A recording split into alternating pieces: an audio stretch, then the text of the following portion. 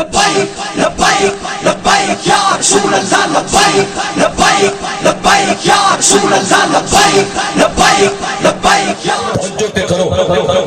اسارے حکمرانوں سے 3 ماہ ہو گئے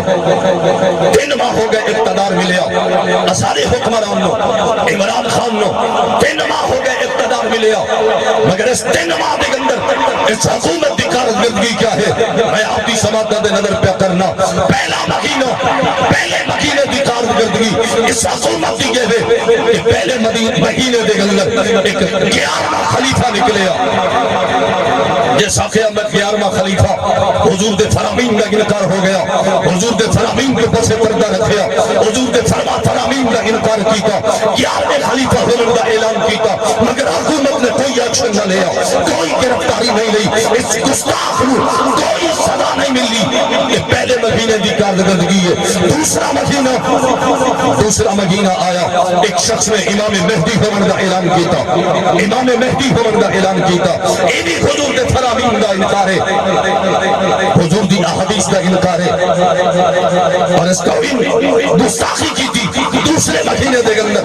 عمران حکومت دی کارکردگی یہ ہے کہ اس نے بھی نہ پکڑیا گیا اس نے بھی سزا نہ ملی یہ دوسرے مہینے دی کارکردگی اور تیسرا مہینہ آیا ہم ذرا دل پہ ہاتھ رکھ کے میرے جملے پہ غور کری تیسرا مہینہ آیا تیسرے مہینے دے اندر جو ان حکمرانوں کی کارکردگی ہوئی وہ یہ ہے کہ ایک لعنتی شخص نے اعلان نبوت کیتا نبوت کا دعویٰ کر چھوڑیا مگر حجت تک ان کے خلاف بھی کوئی کاروائی نہیں ہوئی ان کے خلاف بھی کوئی ایکشن نہ لیا انہوں بھی نہ پکڑیا گیا کوئی سزا نہ ملی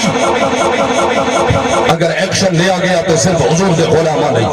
وہ شاخان مصطفیٰ علیہ ایکشن لیا گیا انہوں نے پکڑیا گیا جیلہ دے اندر پہنچڑیا یہ ہے 3 ماہ کی کارکردگی حجت 3 ماہ گزرے پتہ نہیں آمن والے حالات کے بڑھ سی سمجھ آئیے میری گل اچھی آنکھوں سے ذرا سبحان اللہ جملے تے ذرا غور کری 3 ماہ دا اینہ دی کردار 3 ماہ دے اندر 3 دجال آ گئے مگر حکومت نے نہ پکڑیا گرفتاری نہ کی تھی سزا نہ ملی ایک نے جھوٹا امامت کا دعویٰ کیتا ایک نے جھوٹا خلیفہ عمر کا دعویٰ کیتا اس تو بعد کے ایک ظالم گستاخ نے حضور کی نبوت پہ ڈاکہ ماریا آکیا محمد نے بندے فضول ہے نماز فضول ہے زکاة فضول ہے حج فضول ہے اور ایمان نال بس جنا لگی اس شاکان مصطفیٰ دے ملک رہ کے اس طرح کی گستاخی کرے کون نبی دا عاشق ہے جنا خاموش ہو کے گھروں کے اندر بھیجا ہے اور پھر آندر کے مولویاں نہ کم انہوں نے انتشار پھیلا دیتا انہوں نے افراتفری پھیلا دیتی